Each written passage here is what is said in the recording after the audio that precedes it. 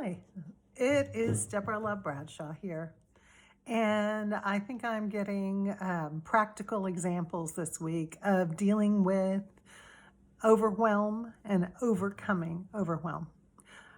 Today I had a problem that, wow, it set me back. It's a plumbing issue in the scheme of things. It's probably not a big deal. But with my life circumstances and with all of the things going on today, it is a bigger issue than what it would normally be. And initially, it overwhelmed me. And so we have been talking about how to get through overwhelm. And so I did what the first step is, which is pausing. And I decided that, okay, I need to take a breath. I need to acknowledge how I feel. And I need to then figure out how big of a problem this is, which leads to step number 2, which is perception. I had to decide, okay, what am I going to do? Am I going to allow this to overwhelm me? And am I perceiving this to be a bigger problem than it actually is? And that leads us to today. Step number 3 is planning. So things happen. It's life. This world is crazy and broken, and a mix of all sorts of things have happened this year. And I'm sure you have had your own list to deal with. And sometimes it can feel like too much. But when we create a plan, when we know what we are going to do, then it can help us deal with the overwhelm. So how do you do that? Well, decide what are 2 or 3 options that you can do. One would be, for me, would have been to leave the water running and just whatever happened. Not an option truly, but to call friends and to ask for recommendations for a plumber to figure out how I'm going to handle what could have been a bigger mess if it was discovered later. And that planning really helped me set my mind back at ease.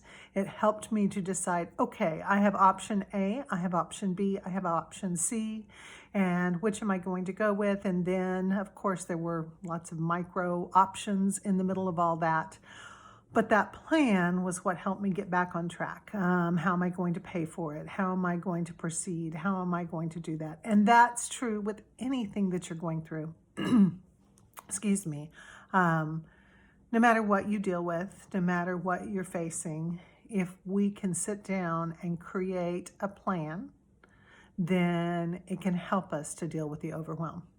So how do you create a plan? Well, what would you tell a friend to do about this situation? If a friend called you and was desperate to figure out how to solve this, you would probably have advice for them. You would probably have several ways in which you would suggest that they handle the situation.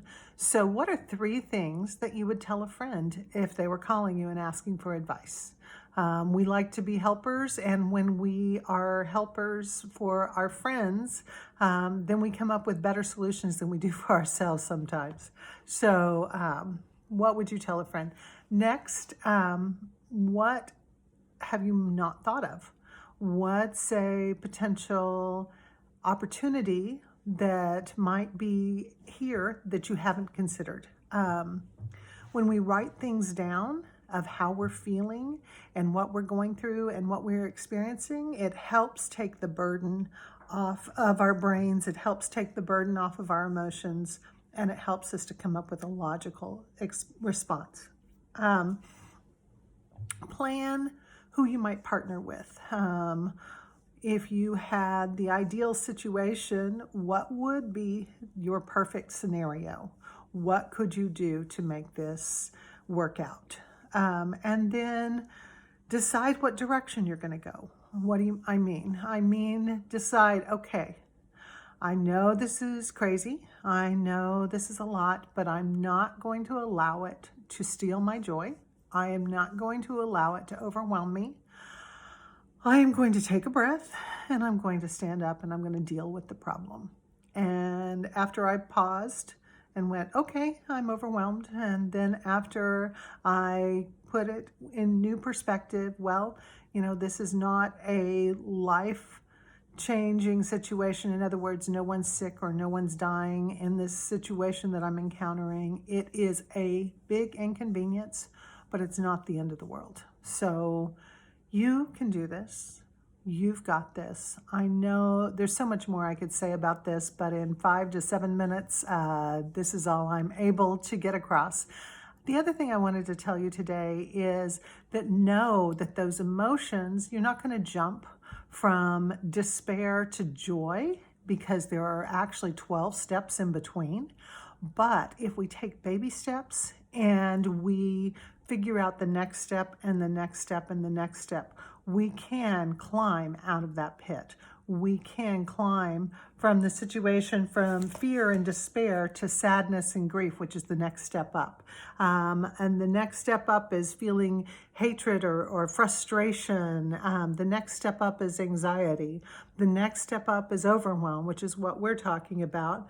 Pessimism, frustration is the next one up. But then we get to contentment, dealing with the situation and knowing that, okay, I can handle this. After contentment comes hopefulness and optimism, positive expectations and belief, passion and enthusiasm, happiness, and then joy, appreciation, and empowerment. So you may not go from fear and despair to joy overnight, but you can go back that direction. It's those baby steps you take that make the biggest difference. So hopefully the tips I'm giving you are helping you to deal with those baby steps.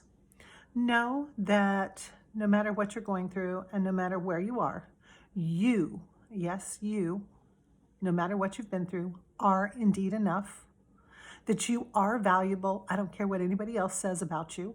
You are worthy. You do have a unique purpose on this planet, and you are indeed loved. I love you and God loves you, and I know that you can make it through this. You're stronger than you know.